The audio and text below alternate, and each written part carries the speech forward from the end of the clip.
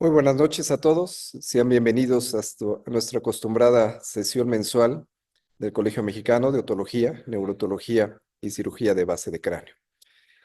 Particularmente este mes estamos muy contentos. Estamos cumpliendo 8 años de la fundación de este colegio y sobre todo que ininterrumpidamente se ha mantenido ofreciendo temas académicos de relevancia, de actualidad a todos nuestros socios y al público en general de otras especialidades. Esta noche tenemos un tema en este sentido de actualidad, un tema de actualidad y de mucho futuro sobre la genética que tiene que ver con la hipoacusia. Esto probablemente en algunos años, ya no tan lejos, sea una realidad extendida para muchos países, de tal manera que es importante que nosotros en México vayamos conociendo lo que se está haciendo en los lugares de investigación.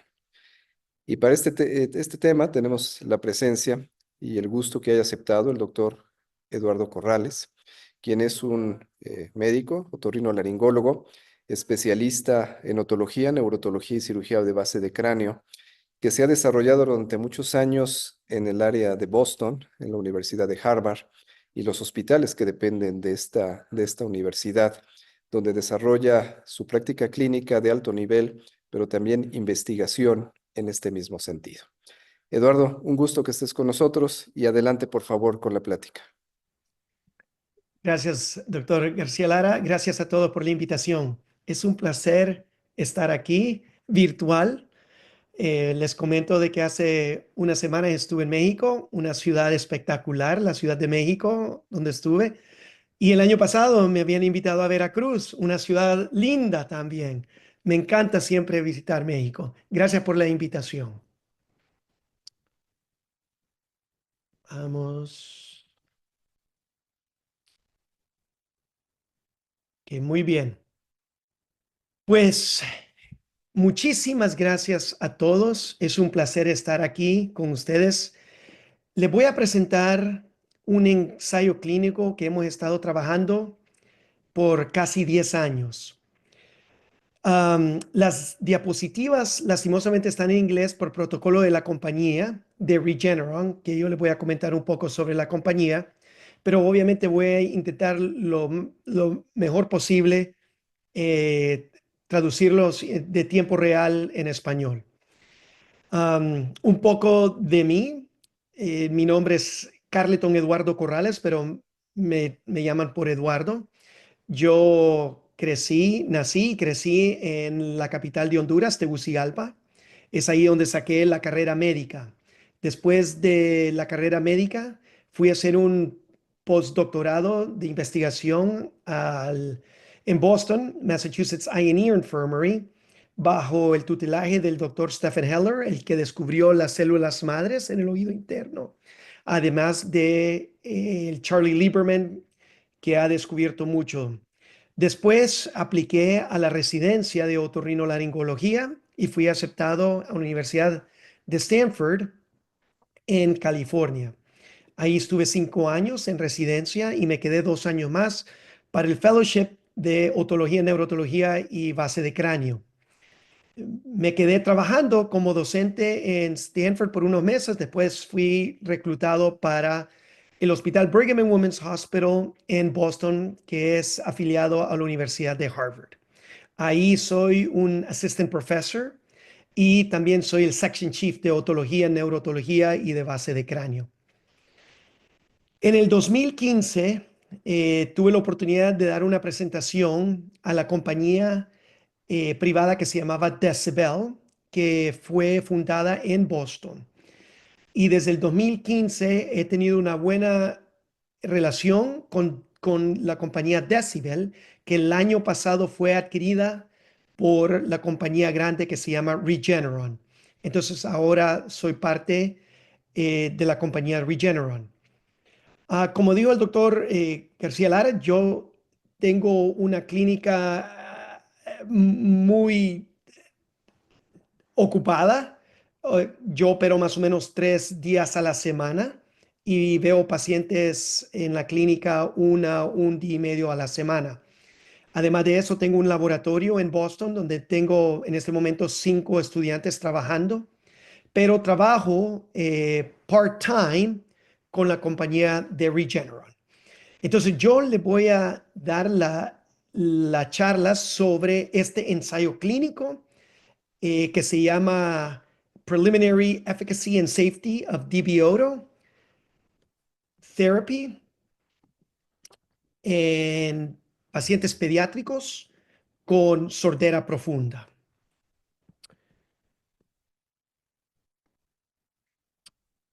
Tengo unos conflictos que como trabajo part-time con Regeneron, tengo acciones. Además de eso, he recibido grants de STORZ, the New England Otolaryngology Society, de Stryker y Brigham Research Institute. Ok, solo para darles una introducción, yo creo que la mayoría de la audiencia sabe de que cuando estamos hablando de causas genéticas, se divide entre causas genéticas que se encuentran en mutaciones en pacientes sindrómicos y pacientes no sindrómicos. Cuando nosotros vemos las causas genéticas, sabemos que el 70% de los pacientes son no sindrómicos y el 30% son sindrómicos. Bajo las mutaciones genéticas no sindrómicas, tenemos más o menos 20%, perdón, 80% son recesivas y 20% entre dominantes y mitocondriales. Entonces, esta es más o menos la clasificación que nosotros manejamos. El ensayo clínico que vamos a hablar hoy sobre la otoferlina se encuentra en las causas genéticas no sindrómicas recesivas. Cuando nosotros hablamos de causas genéticas no sindrómicas recesivas, sabemos que la mayoría de estos pacientes tienen problemas de la conexina, lo que se llama GJB2 y GJB6. Un porcentaje muy pequeño es por mutaciones de la otoferlina. Dependiendo del estudio que revise, puede ser del 1.4 al 3.2% la causa por otoferlina. Sabemos obviamente que GJB2 es la forma más común de sordera neurosensorial de causa genética. Y abajo de eso es GJB6. Cuando nosotros nos referimos a connection testing, las pruebas de mutaciones genéticas de la conexina, literalmente estamos hablando de dos mutaciones que son las grandes, GJB2 y GJB6. Y cuando hablamos de la otoferlina, estamos hablando de pacientes que se presentan con neuropatía en el espectro de neuropatía auditiva. Cuando nosotros vemos pacientes, usualmente pacientes pediátricos, que tienen mutaciones en los dos pares de otoferlina, ellos se presentan como una neuropatía auditiva. ¿Y qué significa eso? Significa que cuando hacemos las pruebas auditivas y estamos nosotros evaluando la célula ciliada interna o lo que se llama el inner hair cell, las respuestas troncoencefálicas están ausentes. Como pueden ver acá, la audición normal de la onda 1, 3 y 5. En los pacientes que tienen mutaciones de la otoferlina en el lado derecho y en el lado izquierdo, no se ve ninguna respuesta. Al mismo tiempo, cuando nosotros estamos evaluando las células ciliadas externas, vemos que usando emisiones otoacústicas de productos distorsionados, podemos ver que son normales. Eso significa que en estos pacientes con mutaciones de otoferlina tienen toda la maquinaria presente, excepto que la proteína de otoferlina no es producida. Y vamos a ir en un poco más de detalle. Cuando nosotros vemos a estos pacientes, sabemos de que hay una ventana óptima de tratamiento para estos pacientes. No sabemos en este momento exactamente cuál es esta ventana, pero nosotros creemos que es más o menos entre la infancia y la adolescencia temprana. Cuando nosotros vemos en más detalle la función de la otoferlina, como pueden ver aquí en el lado izquierdo, esta es una célula ciliada interna. Más o menos esa célula ciliada interna tiene entre 16 y 20 aferentes, nervios aferentes pegadas a la base, la parte baja de la célula ciliada. Si nosotros nos enfocamos a la parte basal de la célula ciliada interna, podemos ver las vesículas presinápticas con el neurotransmisor adentro de la vesícula. Para que este neurotransmisor salga al nervio, se necesita tener esta proteína que se llama otoferlina. Esta proteína otoferlina funciona como un vaivén, donde se conecta la vesícula con la membrana. Entonces, cuando la otoferlina se conjuga con la membrana externa, entonces la vesícula se abre y puede haber neurotransmisión. Y es así como funciona la neurotransmisión en la célula ciliada interna. Cuando no tenemos la proteína de otoferlina, no se puede abrir la vesícula presináptica y por lo tanto no hay neurotransmisión. Los nervios están presentes, pero no son utilizados. Entonces, con una colaboración con el doctor Ignacio del Castillo en España, nosotros notamos que el 95% de los pacientes que tienen mutaciones en la otoferlina se presentan con sordera severa o profunda. Cuando nosotros analizamos todos los pacientes, vemos que el 70% de pacientes solo con otoferlina, con las mutaciones en los dos alleles de otoferlina, 70% tienen una sordera profunda, 25% tienen una sordera severa. Entonces, cuando sumamos eso, eso da 95%. Y cuando nosotros vemos qué hemos hecho con estos pacientes, y en el grupo teníamos 82 pacientes, los dividimos por década, de 1990 a 1999, del 2000 al 2009 y del 2010 al 2020. Y como pueden ver en esta gráfica, vimos que la mayoría de pacientes solo tenían implante unilateral. Muy pocos tenían bilateral. Y muchos de ellos no tenían, no se les hizo nada de tratamiento excepto sign language. En los pacientes en la siguiente década vimos que implantábamos más bilaterales, pero el grupo más grande era unilateral.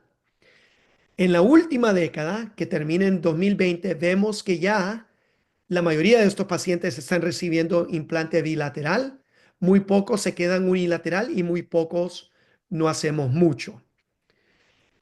También vemos que la edad de implantación va disminuyendo.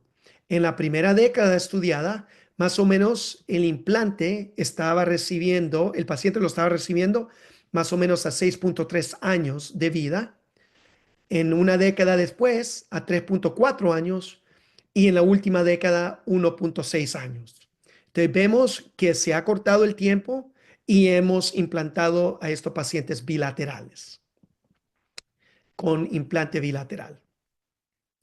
Entonces, nosotros con la compañía de Regeneron hemos desarrollado lo que se llama First in Human, que es un ensayo clínico que es por primera vez en humanos. Y en una forma simplista, lo que hemos desarrollado es un virus. Nosotros usamos el AAV1, que básicamente ponemos todo el paquete del código genético de la mutación, perdón, del gen correcto en el virus, adentro del virus, como pueden ver acá. Ahora, para hacerles un poco más detalles, el gen correcto de la otoferlina es muy grande para empacar en solo un virus. Entonces, lo que nosotros hemos hecho es hemos cortado el gen y hemos desarrollado dos virus. Los dos virus son AAV1 y hemos separado el gen para empacarlo en dos virus. Entonces, tenemos un promotor donde solo va a infectar la célula ciliada interna. Y obviamente, una vez que la célula ciliada interna es infectada por estos dos virus, como pueden ver, el virus azul y el virus rosado, estos dos virus entran, infectan la célula ciliada interna, específicamente la célula ciliada interna, es translocada al núcleo donde las dos partes del gen se unen en una tecnología recombinante para hacer el gen correcto para empezar a trasladar a proteína, a la otoferlina. Esa es una forma simplista de la tecnología. Para comprobar de que la tecnología estaba funcionando, nosotros usamos un modelo en ratón y ese se llama el Q828X. Como pueden ver en la parte izquierda acá, este es un ratón que es heterocigoto. Significa que tiene uno bueno y un allele malo. Por lo tanto, va a tener respuesta troncoencefálica normal y puede ver todas las células ciliadas funcionando. El Q828X, que es homocigoto, no tiene ninguna respuesta y tampoco tiene las células ciliadas donde expresa que están funcionando. Cuando nosotros estamos usando la terapia genética de los dos virus, infectan la célula ciliada interna, la recombinación sucede. En este modelo de ratón, vemos que hemos restaurado las respuestas troncoencefálicas y vemos también que ya tenemos un marcador de función de las células. Entonces, esto fue la primera publicación fue el doctor Larry Lustig de Colombia, donde él comprobó que se podía restaurar eso. Este es otro modelo de ratón que nosotros usamos y logramos reproducir la restauración de audición.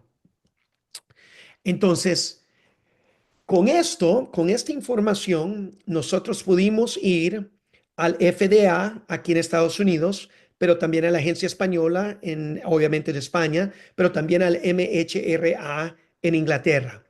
Entonces, el objetivo era de restaurar audición fisiológica. Era de identificar pacientes con con la mutación de otoferlina. Sabíamos más o menos que en los estudios la epidemiología de otoferlina era más o menos entre 20 y 50 pacientes al año que son diagnosticados. Entonces, la regulación con el FDA, la Agencia Española y el MHRA de Inglaterra es una designación, lo que se llama Orphan Drug Designation y también Rare Pediatric Drug Designation. Y con esa designación nos aprobaron hacer el ensayo clínico. Y ahorita tenemos el ensayo clínico que está activamente reclutando pacientes. Y eso es lo que yo le voy a comentar en este momento. Entonces, este es un estudio ensayo global. Tenemos sitios en todo el mundo. Es primera vez que se hace en humanos y es una fase 1-2. Eso significa que estamos comprobando la seguridad, el safety del ensayo clínico, pero también cómo es tolerable en los pacientes y qué tan eficaz es. La inclusión para el ensayo tiene que ser pacientes menos de 18 años, es decir, pacientes pediátricos, infantes menos de 2 años en todas partes, pero en Estados Unidos tiene que ser más de 9 meses. Eso viene de la literatura del implante coclear. En Estados Unidos tenemos lo que se llama un stagger, que no se puede hacer mucho a medida que nosotros estamos viendo qué tan seguro es la perfusión.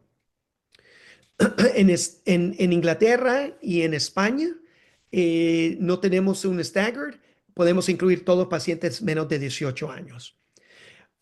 La inclusión, el otro criterio es que se necesita tener, obviamente, la mutación patogénica de la otoferlina, comprobar que tiene sordera profunda y tener la presencia de emisiones acústicas o micrófono coclear en pacientes mayores de 2 años. Diferencias entre Europa y Estados Unidos, tenemos parte A y parte B. La parte A es, en los dos sitios nos dijeron, solo se puede hacer una perfusión unilateral. Si en la parte A sale bien, pasamos a la parte B, que es una expansión a los dos oídos, es decir, de una perfusión bilateral. Y otra vez es para evaluar qué tan seguro es el producto genético, cómo se tolera y la eficiencia. Este es más o menos lo que nosotros hacemos. Vemos al principio lo que se llama baseline, entonces donde hacemos todas las evaluaciones audiológicas, clínicas y asegurar de que el paciente está realmente, que tenga todos los criterios. Hacemos la cirugía, ese es nuestro día cero. Durante la cirugía le damos antibióticos y después de cirugía hacemos corticosteroides. Tenemos una fase de corto plazo y una fase de largo plazo. Entonces, en la parte de corto plazo es de 72 semanas y de largo plazo a 3.5 años, más o menos a un seguimiento total de 5 años. Y se está haciendo seguimientos dependiendo si es Estados Unidos, España o Inglaterra. Para darles un poco más, estamos hablando con una audiencia de cirujanos de base de cráneo. Entonces, les quiero decir que para nuestra terapia genética, cualquier cirujano que puede ser un implante coclear puede hacer esto. No necesita un aparato nuevo, no necesita nada. Es una incisión retroauricular con una mastodectomía típica, con un receso facial o un posterior tympanotomy. Esto es completamente estándar y típico de un implante coclear. Una vez que nosotros identifiquemos la membrana redonda, hay dos diferencias. Uno es que hacemos una fenestración en el conducto lateral semicircular lateral de más o menos 0.7 milímetros, que se hace con una fresa de 2 milímetros, una diamante o coarse diamond. Entonces se hace una fenestración en el conducto lateral, en el canal semicircular lateral, perdón. Y la segunda parte es que nosotros hacemos una abertura en la membrana redonda suficientemente grande para introducir un catéter, y el catéter se introduce por 4 milímetros adentro. Este catéter se conecta a una bomba de perfusión que la compañía está suplementando a todos los hospitales. Esta bomba es suficientemente programada para permitir la perfusión de la terapia genética. Entonces, no se requiere de un aparato novedoso, etc. La compañía estamos trabajando mucho para hacer algo similar transcanal para los pacientes adultos. Como van a ver en el futuro, les estoy hablando de la otoferlina, pero tenemos otros programas como GJB2, que tenemos muchos adultos. Entonces, en el adulto es fácil hacerlo por el conducto auditivo externo, pero es bien difícil hacer la terapia genética en un paciente pediátrico de 8 o 9 meses. Entonces, queremos hacerlo lo más fácil posible. Les cuento que les voy a presentar un poco de la información de 5 pacientes. Como pueden ver acá, pacientes tenemos de 10 meses el primer paciente, 4 años el segundo paciente, 15 meses el tercer paciente, 25 meses el cuarto paciente y 4 años el quinto paciente. En términos del estatus del implante coclear, como no sabíamos que iba a funcionar, en el primer paciente que ya tenemos información de 1 año, y es la que les voy a presentar hoy, decidimos hacer terapia genética en el lado derecho, implante coclear en el lado izquierdo. En el segundo paciente fue similar, pero como estábamos viendo los excelentes resultados de los primeros 2 pacientes, tuvimos que dar esta información al FDA y el FDA nos dijo que con esa información se le puede ofrecer al paciente no hacer un implante coclear, que les digo que es revolucionario.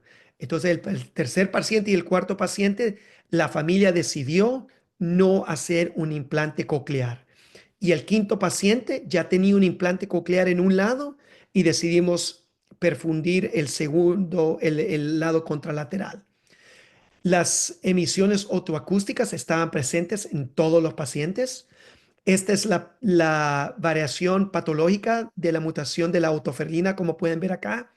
Esta es la dosis y si hubo problemas en la cirugía y obviamente en estos 5 pacientes no hubo ningún problema. Y les voy a dar un poco más de información sobre eso.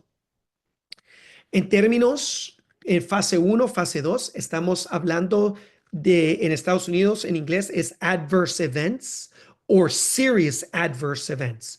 Y como pueden ver, aquí están los 5 pacientes.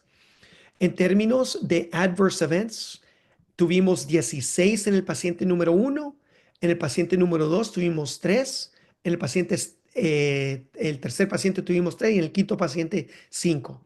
Esto significa, si el paciente desarrolló una sinusitis, si los pacientes desarrollaron una efusión, no importa en qué oído, si el paciente desarrolló una fiebre, entonces todas esas cosas se tienen que codificar.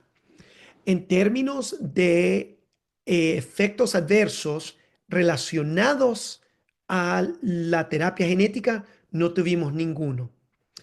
Tuvimos un serious adverse events, es decir, un efecto adverso serio en el primer paciente, donde desarrolló mastoiditis del lado del implante coclear, no del lado de la terapia genética, y se clasificó como serio porque tuvimos que admitir al paciente al hospital para darle antibiótico. En términos, porque estamos haciendo una fenestración en el canal semicircular lateral, estamos evaluando por problemas vestibulares y ninguno de los 2 primeros pacientes tuvo nada. El tercer paciente tuvo un nistagmus transitorio que tuvo resolución espontánea después de la cirugía. El cuarto no tuvo y el quinto paciente tuvo nistagmo transitorio que se tuvo una resolución espontánea al sexto día. No hubo ningún problema con inflamación o una respuesta inmune. Entonces, lo que les voy a presentar es algo revolucionario que yo sinceramente nunca pensé que iba a ser en mi tiempo de vida como humano. Y esto es algo muy revolucionario y de muchos niveles. Entonces, el paciente que tenemos más información, obviamente es el primer paciente. Fue un paciente que nosotros le hicimos la perfusión y la cirugía en octubre del año pasado. Es decir, que ahora tenemos ya 1 año. Obviamente, a medida que vamos viendo más evaluaciones de los pacientes, vamos a ir presentando más. Ahora les voy a presentar sobre la primera paciente. La primera paciente es una niña de 8 meses de edad que tiene mutación patogénica en el gen de la otoferlina, tiene sordera profunda y se presentó como una neuropatía auditiva. Tenía las emisiones otoacústicas presentes, significa que las células ciliadas externas estaban funcionando y tenía ausentes las respuestas troncoencefálicas. Como pueden ver ahí, esa es la variación patogénica de otoferlina. Lo interesante de esta paciente es que ella tenía una hermana mayor y los padres sabían de la mutación de la otoferlina. Ella, la hermana mayor, recibió 2 implantes cocleares y está haciendo muy bien con los implantes cocleares, respondiendo bien. Pero lo interesante es que los pacientes ya tienen la experiencia de un niño con implante coclear. Entonces, a los 10 meses le hicimos la cirugía que les acaba de explicar y al mismo tiempo se le puso, es decir, la terapia genética en el lado derecho y el implante coclear en el lado izquierdo. Habíamos dicho que los pacientes están recibiendo antibióticos y esteroides. Sin ningún problema, el paciente fue admitido por un día y fue despachado a casa al día siguiente. Y esto ha sido impresionante para mí como otólogo neurotólogo. Como pueden ver acá, esto es pure tone, es decir, es tonos, donde vemos el primer audiograma que tiene una sordera profunda a los límites del equipo audiológicos. Más o menos a las 4 semanas empezó a tener respuestas. Obviamente, este es el lado derecho de la terapia genética, donde recibió el gen correcto. A las 12 semanas ya estábamos viendo estas respuestas. A las 24 semanas ya tenemos respuestas en el umbral normal. Impresionante. Más o menos a la semana 36 de evaluación, ella desarrolló una infección con efusión en el oído medio, donde recibió tubitos de presión para drenar y recuperó, obviamente, la conducción, la hipoacusia conductiva, la recibió. Vimos que a la frecuencia 4 y 8 la perdió y todavía no sabemos por qué, pero estamos tratando de evaluar por qué aquí ya tenía una mejor respuesta a frecuencia 4 y 8, 4000 y 8000, y aquí todavía 4000 y 8000 están en lo severo. Pero como pueden ver, están en las frecuencias a nivel normal, en las bajas. Este es una de las cosas que a mí personalmente me hizo llorar. Cuando yo recibí la información de este paciente que los padres estaban notando que sin el implante coclear puesto, la niña que se llama Opal, les puedo compartir el nombre porque se hizo un artículo en la revista BBC. Entonces sabemos, nosotros no sabíamos, no podemos saber la información del paciente, pero ahora sabemos que se llama Opal, que Opal estaba respondiendo a sonidos de la mamá y el papá. Entonces, este es 6 meses después de la dosis. Y como van a ver, este es Opal viendo al papá acá y la mamá está en la parte de atrás. Recuerden que la terapia genética es en el lado derecho. En este momento, Opal no tiene el implante coclear. Entonces, le voy a poner el video. Mommy kiss? Mwah. Entonces, lo que pueden apreciar en el video es que Opal, sin estar viendo a la mamá le está diciendo que le mande un beso.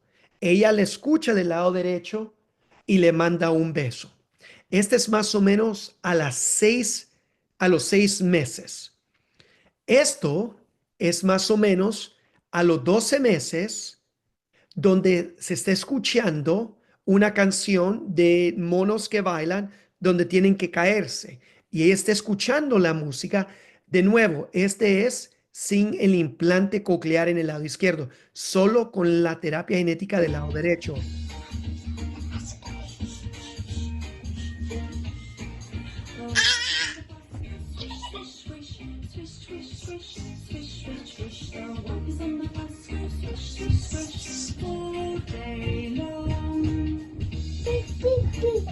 Beep, beep, they want me beep, beep. Good girl.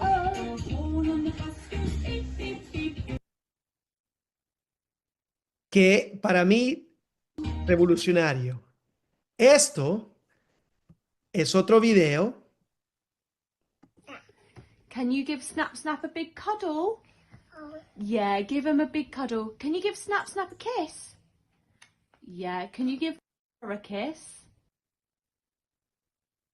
Snap Snap is hungry. Yeah, he's hungry. What shall we do? Oh, yeah, yeah. Snap Snap would like some hot chocolate. Can you give Snap Snap a drink?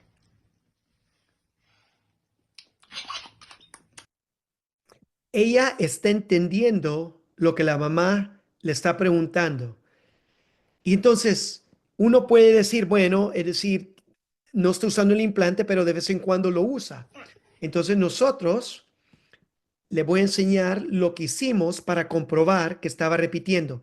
Este es el último video que le voy a enseñar, donde está con la hermana y la mamá le está preguntando sobre varios objetos en el libro. Where is the duck? Good girl. Can you show me again? Where's the duck?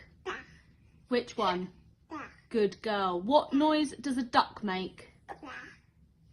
What did it make? Did it make quack quack? Quack quack. Quack, quack, good girl. Where is the ball? Show me. Good girl. Entonces ella ya está escuchando ball y apunta a ball. Entonces a este momento nosotros hicimos lo que se llama open and close set tasks, donde Opal identificó 70% de las palabras en el lado derecho sin usar el implante coclear. Y como pueden ver acá, esto lo hicimos a 22 meses de edad, literalmente ya al cumplir 12 meses de la terapia genética. Y como pueden ver, identificó 7 de 10, identificó estas palabras y las que no identificó correctas son estas. Y los padres nos dijeron de que esta palabra papi no la usan allá, entonces no iba a saber. Pero para mí esto ha sido revolucionario. El hecho de tener una terapia genética que hasta el momento ha durado 1 año, donde el paciente puede reproducir las palabras que se le está diciendo, 7 de 10 palabras. Entonces, en conclusión, porque quiero dejar tiempo para preguntas, en conclusión, hemos desarrollado una terapia genética que todavía estamos en ensayo clínico de una tecnología de 2 virus donde usan la tecnología recombinante para translocar la proteína de la otoferlina. A este momento hemos hecho la perfusión en 5 pacientes y ha sido excelente, tolerable, sin ningún efecto serio relacionado a la terapia genética. Los primeros 2 pacientes decidieron por implante coclear porque no sabíamos si iba a funcionar. La mayoría de pacientes, de hecho, no ha habido ninguna otra familia, mamá o papá, que ha querido implante coclear después de presentarles los resultados. En el primer paciente que hemos visto hasta 48 semanas, hemos visto un excelente mejoramiento de criterios audiológicos por Pure Tones. Y obviamente hemos probado el lado contralateral, es decir, el lado del implante coclear, y obviamente no hemos visto respuestas sin el implante coclear. Y con las pruebas que hemos hecho, hemos visto que ella ya realmente tiene lo que se llama speech perception a 22 meses de edad. Y obviamente les quiero decir que todavía estamos reclutando pacientes en Estados Unidos, en Inglaterra y en España.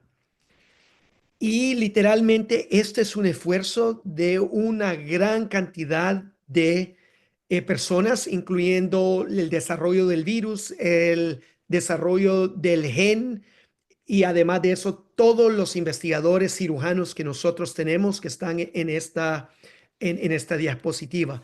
Les damos muchísimas gracias por todos y obviamente ha sido una excelente colaboración con todos. Y voy a parar ahí para ver si alguien tiene alguna pregunta o duda o una inquietud que yo podría tratar de contestar. De nuevo, muchísimas gracias por darme la oportunidad de presentar el ensayo clínico y estoy a la orden por cualquier pregunta. Si estoy a la orden en Boston, por si quieren llegar a visitar. Muchísimas gracias. Eh, Muchas gracias, Eduardo.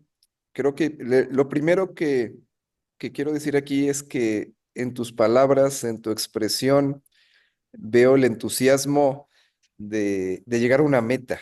O sea, por lo menos un paso muy importante.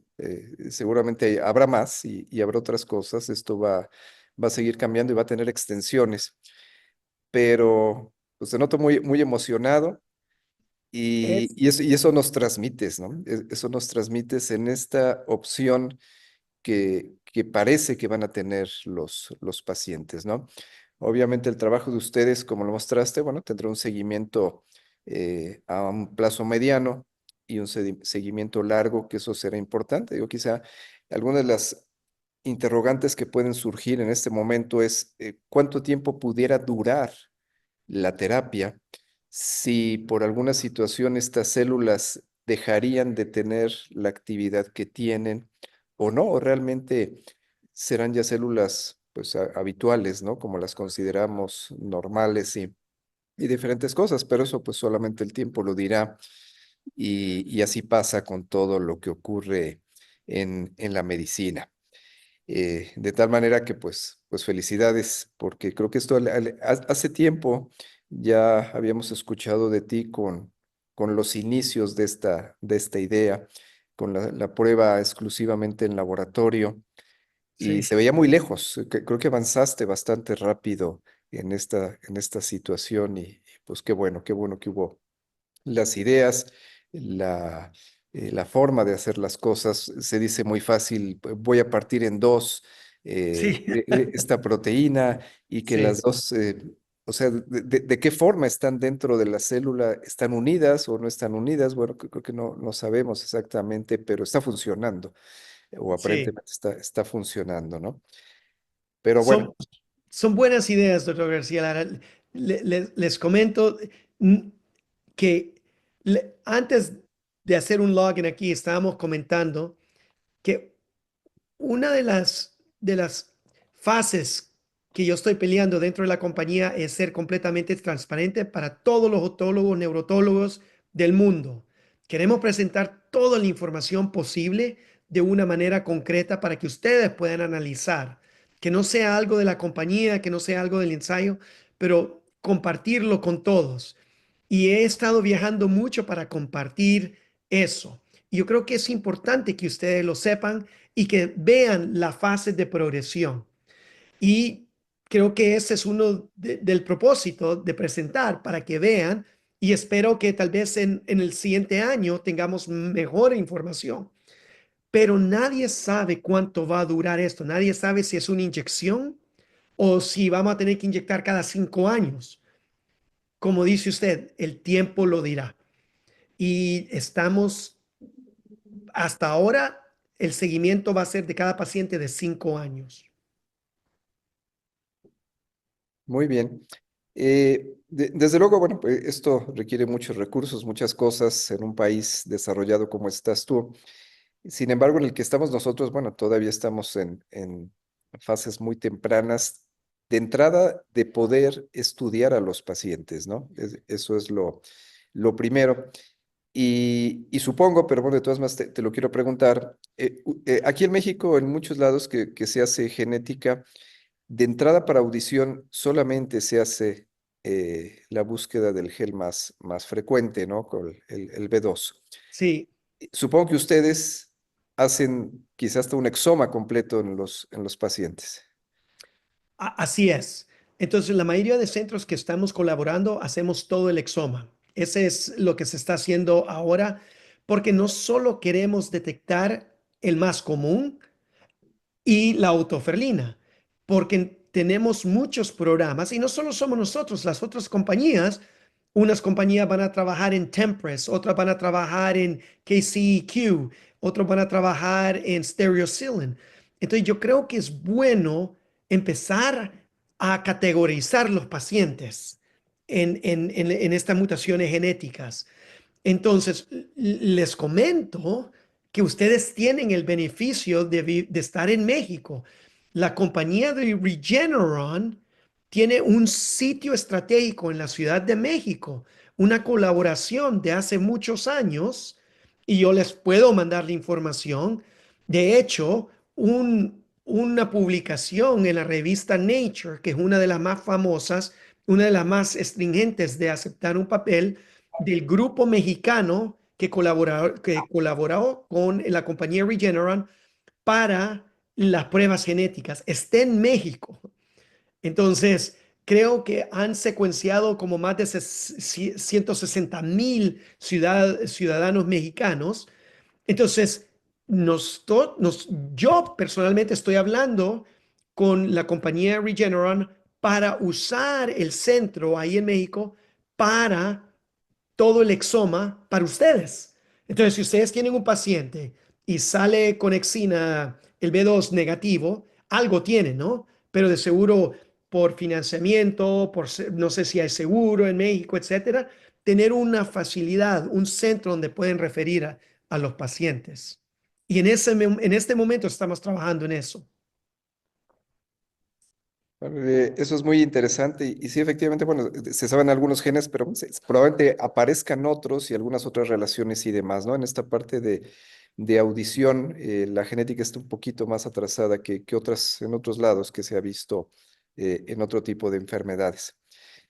Aquí de entrada, una de las preguntas que me surgen, y tú lo mencionabas, esa caída que hubo en agudos, eh, ¿pudiera ser debido a la forma de administración, que bueno, estando en la base de la cóclea, que hubiera algún daño, aunque es tardía, bueno, es tardía, pero que la manipulación, una generación de fibrosis o alguna situación pudiera ser la explicación a esto? Sí, hemos tenido muchas reuniones sobre esas dos frecuencias que han bajado. Y la verdad es que en este momento no tenemos una explicación clara. Se habló sobre la cirugía posiblemente causando el daño, pero tenía muchas semanas de respuestas excelentes después de la cirugía. La verdad es que bajó mientras el paciente tuvo una otitis aguda, una infección en el oído. No sabemos si la terapia tuvo una predisposición una predisposición a que la bacteria entrara y dañar la parte basal. No sabemos. Tenemos teorías, pero lo estamos viendo con mucho enfoque porque no hemos visto los otros pacientes tener esto. Ahora, otra situación que me surge es el motivo de hacer la segunda fenestra. En el dibujo pareció un poquito que se buscaba que hubiera un flujo Sí, de entrada y salida, pero creo que no lo hacen en todos los pacientes. Eh, Realmente es eso, ver la salida del líquido por el otro lado y la otra parte sería, ¿con qué sellan habitualmente? ¿Con algún fragmento de músculo, alguna cosa así, sellan la ventana y el canal? exactamente. Le estamos que todos los investigadores principales decidan cómo quieren repararla. Al igual como se hace de la bóveda craneal media para reparar el minor syndrome o el canal semicircular superior, la dehiscencia del canal superior. Entonces, le estamos dejando a que, que los cirujanos decidan cómo lo quieren reparar. Ahora, yo les cuento que yo he estado en casi todas las cirugías, excepto una, y en todas se ve flujo, doctor. Es decir, que una vez que nosotros apretamos esa bomba y empieza la perfusión, literalmente entre 5 o 10 segundos se empieza a ver el flujo salir de la fenestración, de la fenestra, sí. Entonces se ve el flujo. Muy interesante. Bueno, si quieren continuar, doctoras, Juan Carlos. Sí, doctor Eduardo Corrales, primero felicitarlo, es un trabajo estupendo. Digo, los comentarios que se ven aquí en el chat, todos son felicitaciones, todo mundo Gracias. que nos dedicamos a esto, pues estamos sumamente entusiasmados con este tema y con lo que pueda venir al futuro. Es algo impresionante lo que están haciendo y bueno, primero no hay más que felicitarle, decirle que se nos cae la boca a todos esperando que esto ya Gracias. esté más adelante. Yo le haría dos preguntas. Em, de la manera que ya están trabajando TOF, comentó usted, bueno, antes de que empezara la charla también platicamos un poco y comentó usted que ya está en vías de trabajar también genes como GJB2 y GJB6, porque OTOF probablemente impacte un 2% de la población con sordera, pero si se logra atacar estos dos genes, se está hablando de un 45-50% de las pérdidas auditivas.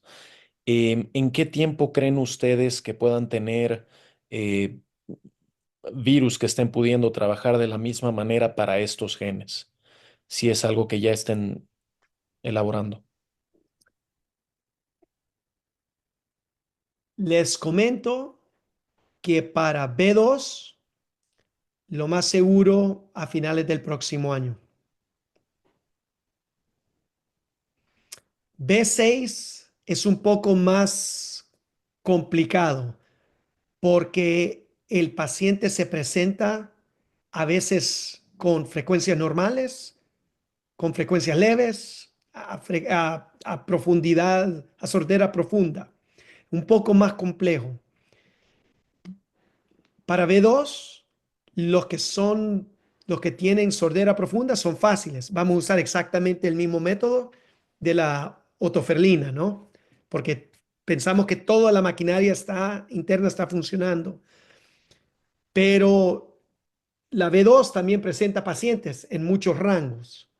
Entonces, en este momento estamos haciendo todos los estudios para ver qué se puede hacer en esa población.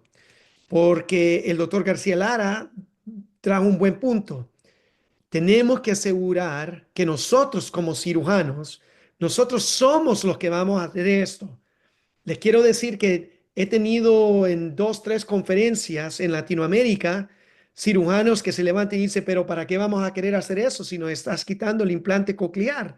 Mm. No les estoy quitando el implante coclear, nadie. Les estoy dando otra cirugía que puedan hacer, ¿no? Entonces va a ser de nosotros dominar esta área como cirujanos, ¿no? Entonces el doctor García Lara trajo la posibilidad de daño quirúrgico. Entonces, cuando tenemos un paciente que tiene sordera profunda, pues no importa. Es como el implante coclear, hay que meter el electrodo, ¿no? Pero cuando uno tiene, digamos, unas frecuencias a nivel moderado, eso ya cambia todo, ¿no? Porque cómo se le aconseja a la familia decir que el procedimiento puede ser que causa más daño que el beneficio. Entonces, estamos tratando de categorizar estos pacientes de B2, pero creemos que B2 a finales del próximo año, del 2025. Bueno, eso es extraordinario. Y por otro lado, una vez que inicia el desarrollo clínico, este análisis de seguridad y todo esto en pacientes, ¿en cuántos años ven esta tecnología siendo disponible para población general? Tal vez algo alrededor de 10, 15 años más. No, esperemos que en los siguientes 2, 3 años, así como se está, que los pacientes es decir, les cuento un poco más de detalles, que el FDA no ha tenido ningún pero con este ensayo. Tenemos lo que se llama DMCs, Data Monitoring Committees, y ninguno de ellos ha parado nada. Es increíble los resultados.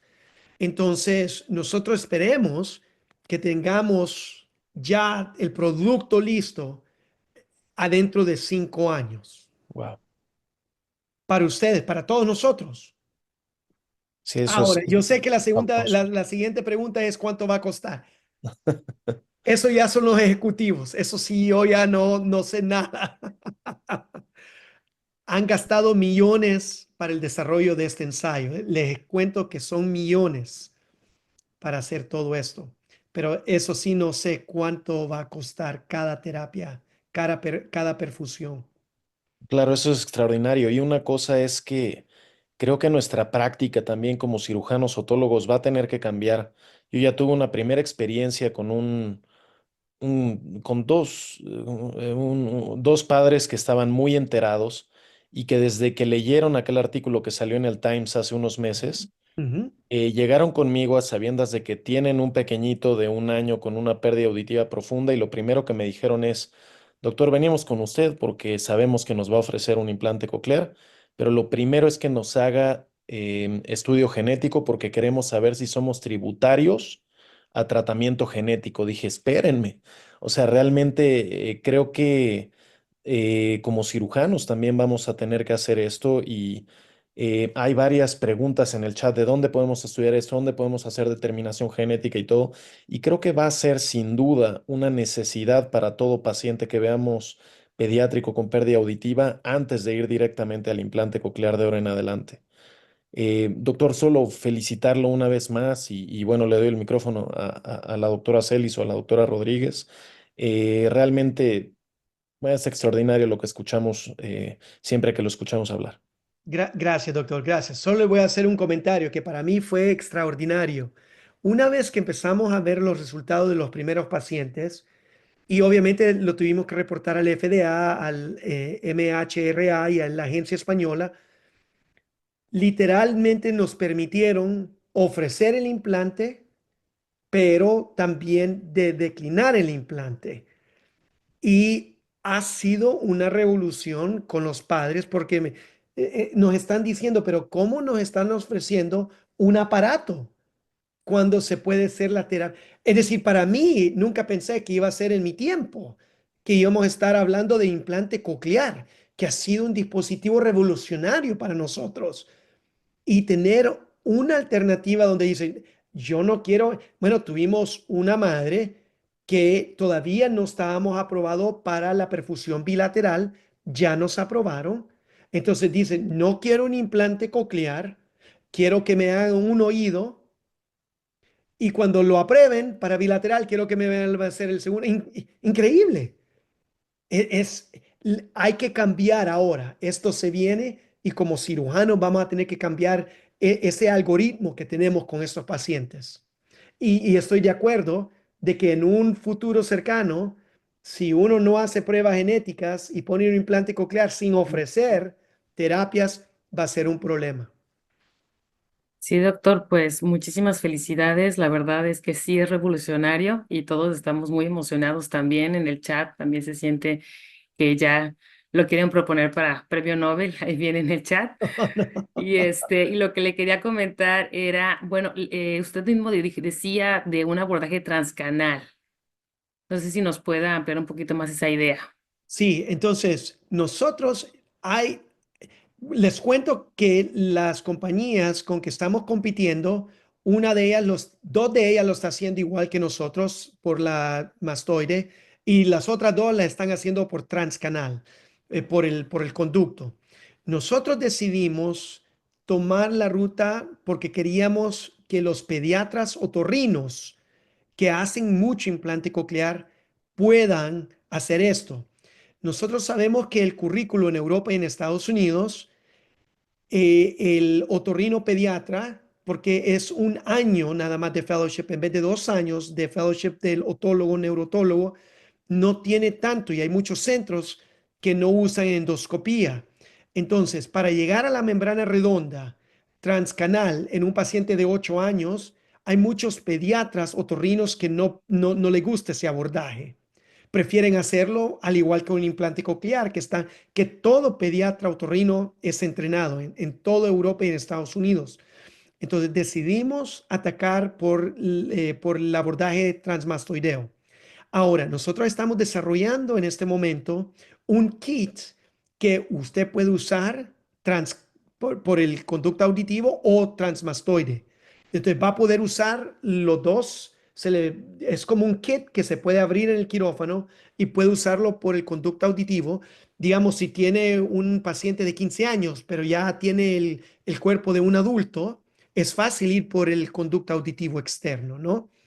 Entonces, estamos desarrollando eso para usar el mismo catéter y la misma bomba pero con instrumentos nada novedoso, ningún aparato nuevo ni nada de eso. Y eso lo estamos desarrollando en este momento. Y ya no sería necesaria la fenestración del canal, ¿o sí sería? Nosotros con nuestros resultados preliminares en, en ratones, Ujú. en monos, nos indica que tiene que haber flujo. Tenemos que hacer una perfusión. Ahora, hay un grupo en China que acaba de reportar en Europa que están haciendo un abordaje por la mastoide sin hacer ninguna fenestración, sin ninguna fenestra. Y los resultados que vimos no son muy buenos.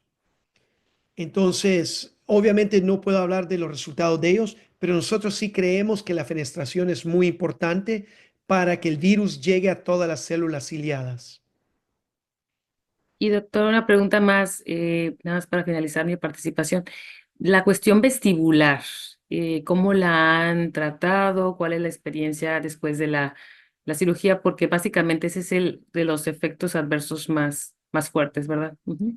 Sí, entonces yo recuerdo estas conversaciones hace como 6 años cuando estábamos desarrollando el ensayo clínico, que va a ser imposible aprobar esto por ninguna agencia, ya sea el FDA, la agencia española, si no tenemos una forma cuantitativa de evaluar el sistema vestibular. Entonces, todos los pacientes, incluyendo los pediátricos, se les hace pruebas vestibulares. Entonces, si son un poco más mayores los pacientes, se puede hacer un V-HIT, etcétera. A los menores se le hace el C-VAMP o se le puede hacer hasta el Ocular Vamp. Entonces, se le están haciendo pruebas vestibulares para confirmar de que no van a tener problemas de ambular, caminar, etcétera. Y entonces, hasta ahora el FDA dice sí, todo está muy bien y nos está haciendo reclutar más pacientes. Gracias, excelente. Muchísimas felicidades. La verdad es que es emocionante ver esto. Lo que ha avanzado en un año es impresionante. Lo que ha avanzado en 6 años es irreal. Sí, Tengo algunas preguntas. Siguiendo el tema de la parte vestibular, sí. eh, la proteína de Otov solo se expresa a nivel de las vesículas del oído interno. ¿No hay nada de expresión de Otov a nivel vestibular, sáculo, utrículo o semicirculares? Esa es excelente pregunta. Y obviamente no sabemos en humanos. Esa Ujú. es una respuesta que no sabemos en humanos. Pero lo que sabemos en ratones y en monos es que sí hay expresión en el sistema vestibular, en el utrículo y en el sáculo, pero no es una forma que la terapia genética afecta, porque uno puede pensar que estos pacientes con otoferlina, que tienen mutación con otoferlina, si la otoferlina estuviera no funcionando en el sistema vestibular, tendrían problemas, ¿no? En vestibulares, pero no los tienen, Como ¿verdad? pasa en GJB2, ¿Cómo? como pasa en GJB2, Exactamente, ¿no? O sea, exacto, o los multifactor SCL26, sí. exacto.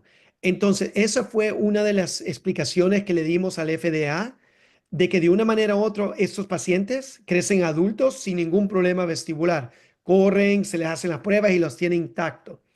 Entonces, la pregunta es si el virus es tan selectivo y puede ser que el virus esté infectando las células ciliadas tipo 1, tipo 2 del utrículo del sáculo, habrá problemas vestibulares. No lo vimos en ratones, no lo vimos en monos. E hicimos muchos monos para No. estudiar esto y no lo vimos en ninguno. Y hasta ahora tampoco hemos visto un resultado desastroso en el sistema vestibular. Y a los niños, ¿cada cuánto se les está haciendo CBEMS? Entonces se les hace por las primeras 2 o 3 follow-ups, seguimiento. Follow-ups. Ok, Entonces, si no hay nada clínico, entonces ya no se puede hacer, ya no se tiene que hacer. ok.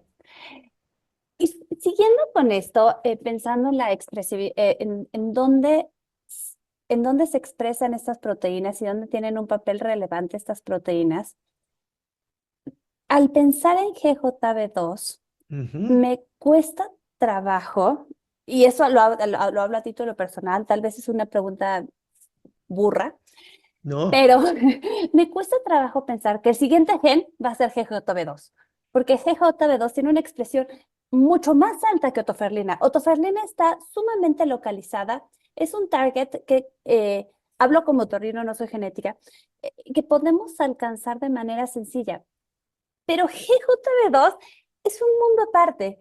GJB2, entonces, ¿cómo? Denos un insight, eh, porque, o bueno, sea, realmente, o sea, son dos proteínas completamente diferentes, con una expresividad diferente. Una está completamente localizada, nada más se pega, membrana, se vacía, y todo lo demás es un así es. complejo. Tenés toda la razón. Por eso nos fuimos por la otoferlina. Bien, bien. Hay, hay que ir por lo, no quiero decir fácil, pero lo menos No, no, difícil. poco a poco, pasos pequeños, una escalera. Exacto.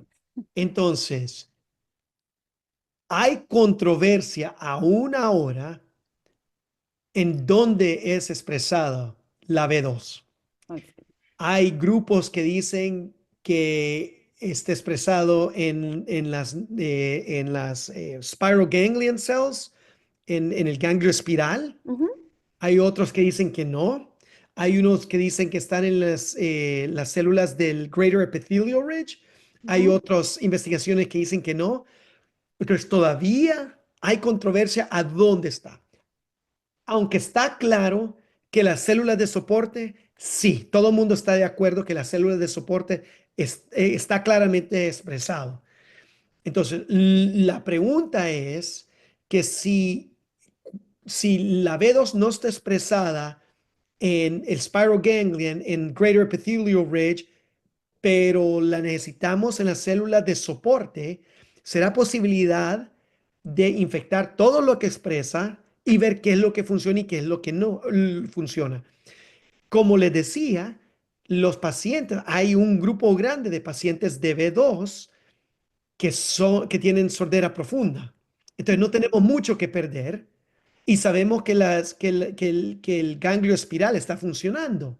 Entonces, si la terapia genética no funciona, todavía tenemos el implante coclear, que eso es Ok. importante, ¿no? Tener eso. Al igual que el ensayo ahorita de otoferlina. Si no funciona, siempre podemos poner un implante coclear. Pero es otro tipo, otro monstruo de mutación. Pero los datos preliminares que nosotros tenemos en ratones son espectaculares. Entonces, por eso estamos muy confiados en estos resultados. Y no es que comenzamos otoferlina y ahora vamos al B2. Hemos estado trabajando por B2 por 5 o 6 años ya, ¿no? En paralelo. Entonces tenemos mucha información sobre B2.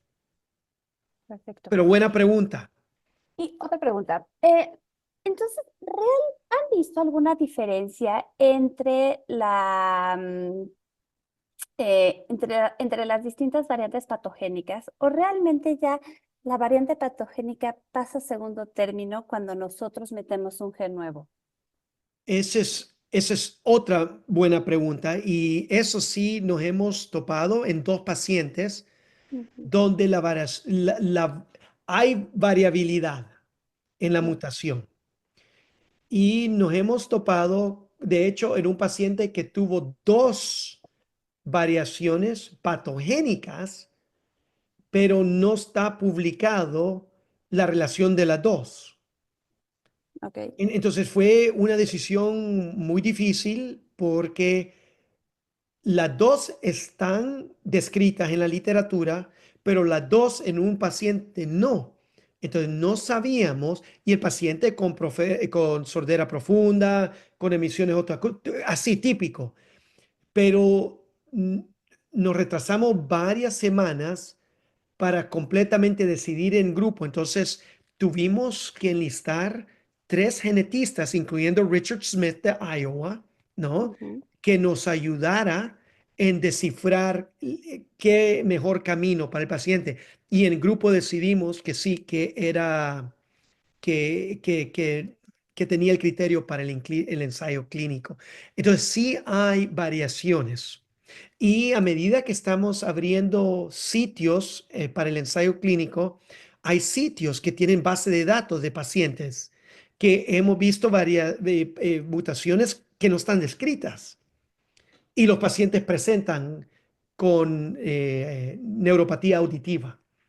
Entonces, no es como blanco y negro, hay un área gris en esto. Ok, ok, ok. Aquí aprovechando que ando por aquí, Sí, voy a mover un poco el tema, movernos un poquito de otoferlina. Y lo saco a colación porque justo la semana pasada estuve en un congreso y se cuestionaba acerca de la teoría del ganglio espiral. espiral. Eh, Quisiera saber su opinión. ¿A qué Eh, te referís? No entiendo la pregunta. Estábamos con un grupo de europeos y un grupo de americanos y había gente que sí apoyaba la teoría del ganglio espiral en cuanto a los resultados con implante coclear y a los que no, o sea, prácticamente el ubicar en dónde está la mutación, si era antes o después del ganglio espiral para ver el outcome de los implantes, si era de buen pronóstico o de mal pronóstico. Y em, para mí era muy claro que existe, bueno, para mí es muy claro que existe esta teoría y creo que esta teoría es muy lógica, simplemente por ubicación de dónde está la mutación y poder encontrar en la parte terapéutica. Sin Sí, embargo, había un grupo que decía que no, que ellos no estaban de acuerdo con la teoría del ganglio espiral. ya, ok. Me imagino que te referís a B2. A ver, dos, sí. Sí, a B2, ya, ok. Sí, te cuento que hace como un año revisamos toda la literatura que pudimos encontrar de B2 y el ganglio espiral. Ujú, Y es impresionante que es casi 50-50 la cantidad de publicaciones que hay que describen claro que está expresado en el ganglio espiral. Interesantemente, sabemos de que en el ganglio espiral tenemos tipo 1 y tipo 2, ¿no? Es decir, ujú, no sabemos si el tipo 1 o tipo 2 es lo que expresa el B2. Y tenemos la misma cantidad de publicaciones que dicen que en ningún momento se encuentra.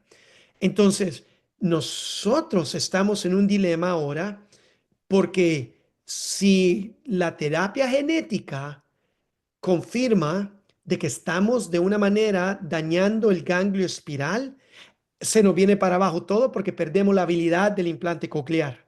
ujú. Entonces, estamos haciendo todas las investigaciones en ratones y estamos pronto para movernos a monos para ver esto.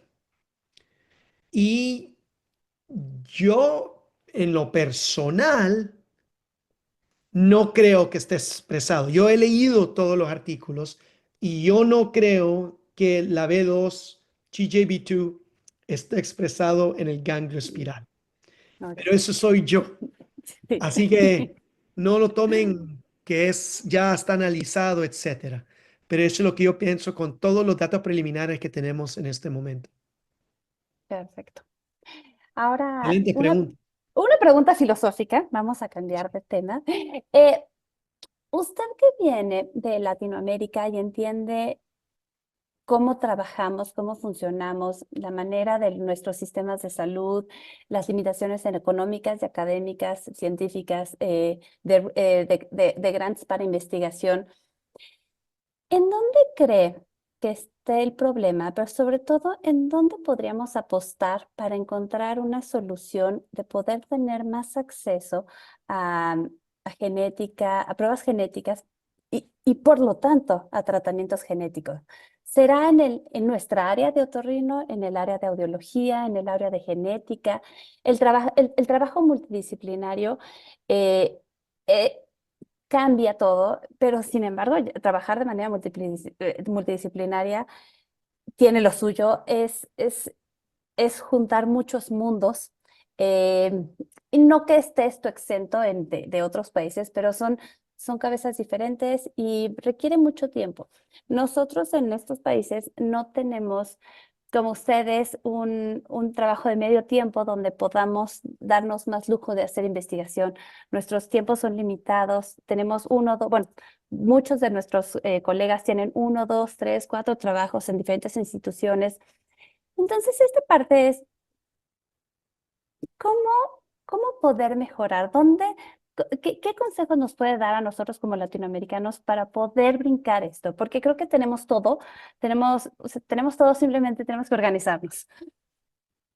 Pues, es decir, yo creo que en lo personal, el hecho de que estamos aquí hablando sobre un proyecto es ya lo importante, ¿no? La disfunción de conocimientos. Yo creo que lo están haciendo. Ustedes tienen los mejores cirujanos del mundo. Están bien entrenados. Yo no creo.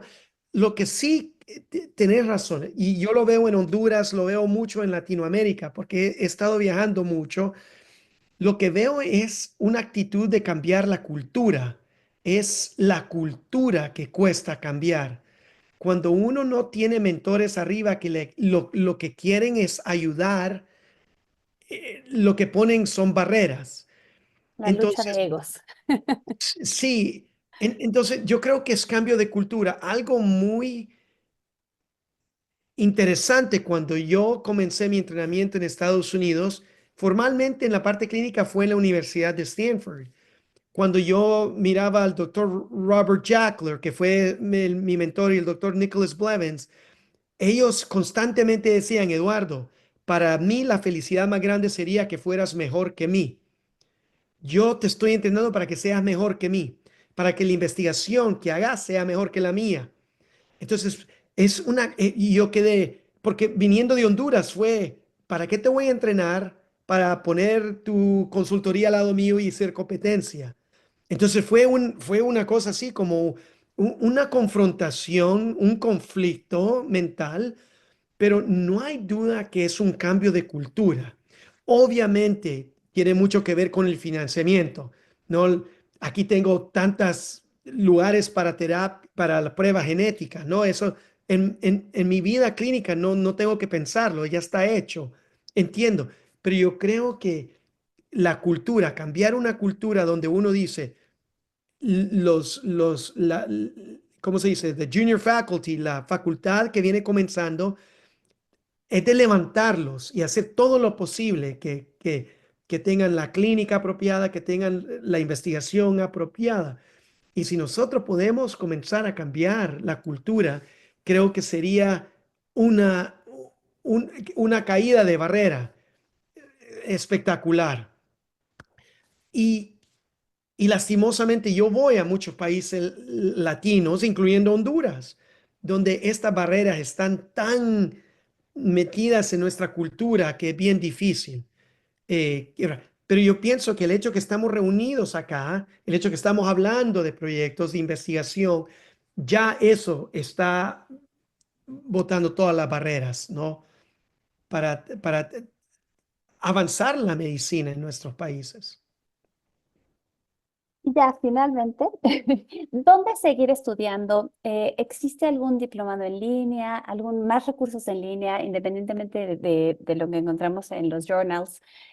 Para toda la gente que está interesada, y tenemos ahorita 108 personas conectadas, a pesar de que ya nos pasamos un poquito de tiempo, nada más nos habla de que todos estamos ávidos de conocimiento y queremos saber más. ¿Algún lugar, algo que nos puedas recomendar para continuar en esto? Yo La verdad, yo cuando comencé mi entrenamiento, yo tomé un curso de biología molecular y de genética, que en Honduras, la carrera médica en Honduras fue fenomenal. Ha sido uno de los mejores entrenamientos que he recibido en mi vida. Fue la Facultad de Medicina en la Universidad Nacional, pero fue una carrera médica que es bien desarrollada para el país. En ningún momento me estaban enseñando sobre biología molecular o genética o la genética aplicada o la biología molecular aplicada a la carrera médica. Entonces yo tomé unos cursos. Ahora, específicamente para esto, Yo diría que se esperen unos años, porque, es decir, como decís, este último año ha sido una revolución.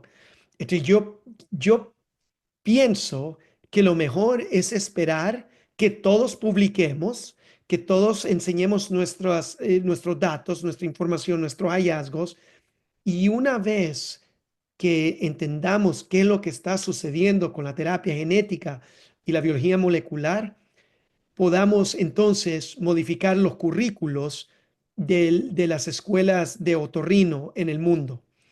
Ya se está hablando mucho de eso, pero yo pienso que estamos literalmente gateando en este momento.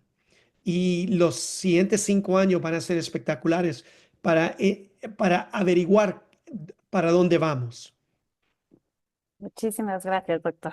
A la Nos orden. vemos con noticias con GJB2. Exacto. El próximo año. Se vaya. Pues ha Sí, sido muy, muy interesante, Eduardo, compartir este día contigo. Sabemos que además tienes algunas otras líneas de investigación, proyectos y demás que seguramente podremos compartir en otro momento. Eh, es un hecho que los resultados a muy largo plazo de este tratamiento no los vamos a ver nosotros. Es decir, si a esta niña, a Opal, pues a los 70, 80 años de edad, ¿qué pasó con ella? Pues, bueno, no lo vamos a ver, sí. pero tan solo la posibilidad de que desarrolle el lenguaje y que si en dado caso el medicamento tiene una vida, una caducidad, pues ya será un sordo poslingual que lo pone en una situación diferente, ¿no? Realmente lo pone muy diferente. Entonces, pues tan solo con eso ya es una ventaja muy importante. Estoy de acuerdo, doctor. Lo que ha dicho ha sido, nosotros pensábamos que un resultado exitoso es que el paciente escuchara sonidos, ¿no? El hecho de que estamos hablando de que adquiera lenguaje y si lo pierde cuando tenga 15 años, ya es postlingual, ya eleva a este paciente a otro nivel, ¿no? A otro nivel. Les cuento algo de anécdota, que no, esto es anécdota, pero los padres de Opal, porque tienen a una hija mayor con implante bilateral, notan que Opal, porque nosotros estamos empujando a Opal a usar el implante coclear por protocolo, queremos que lo use, ¿no? Opal se quita el implante coclear para escuchar mejor con la terapia genética. Es impresionante. Y lo que dicen los padres es que cuando Opal tiene el implante coclear, a ella le cambia la voz a una voz más robótica. Cuando se quita el implante coclear y a los minutos que empieza a escuchar, lo que habla Opal es algo más humano, más natural. Es impresionante. Y estos son padres que ya tienen una hija, entienden todo el implante coclear. Eso para mí me excita muchísimo en términos de seguir, ¿no? Con la investigación. El hecho de que estoy en el quirófano a punto de hacer estas perfusiones me llena de alegría por el potencial de que pueden escuchar, como Opal. 7 de 10 palabras. Es impresionante. Exactamente. 7 de 10 y eso que una no la conocía. Y una no la conoce. Así Ay, es. y además que tiene 22 meses de edad, ¿no? Entonces, Así es. es la situación, es un poco, o mucho exigente todavía a esa edad. Pues los comentarios aquí en el chat que tenemos, muchas felicitaciones, Eduardo. Como ya dijo alguien, te quieren proponer para premio Nobel. No, es un grupo grande. Ah, quién sabe, Créanme, cientos y cientos de personas en esto. Yo tengo claro, el pero lujo de presentar la información, pero no hay duda que necesito 10 diapositivas para presentar a todo el mundo responsable de esto. sí, pero digo, en la historia de los premios Nobel de Medicina, la mayoría de ellos han tenido que ver con fisiología o con genética. Eso es una realidad. Ahí es donde se han generado muchos y a lo mejor este tópico en algunos años pues lo merece por la trascendencia que tenga en la parte de oído y a lo mejor de aquí deriva para otros puntos del organismo que también sea aplicable la forma o el método que ustedes han utilizado. Tal vez para colesteatoma, para no estar lidiando con colesteatoma. O el Así, Meniere's. por supuesto, hay mucho campo. Pues muchas gracias, Eduardo. Muy orgullosos de que hayas estado con nosotros. Nos mantendremos en contacto. A mis compañeros que estuvieron esta noche con nosotros, la doctora Mónica Rodríguez, Erika Celis y Juan Carlos Cisneros, también les agradezco mucho su participación, sus comentarios. A la audiencia que tuvimos esta noche, también muy contentos. Tuvimos otorrinos, tuvimos otólogos y tuvimos audiólogos. Y bueno, queremos aprovechar para mencionarles nuestra próxima sesión, justamente dentro de 4 semanas. Tendremos también un tema especial, un tema novedoso, que es ahora las afecciones inmunológicas que puedan tener repercusión en el oído, sobre todo aquellas relacionadas a un subtipo de inmunoglobulina, ¿no? Entonces ya están desde ahora todos invitados. Muchas gracias nuevamente. Un gusto haber estado esta noche. Eduardo, que descanses, ya es tarde para ti.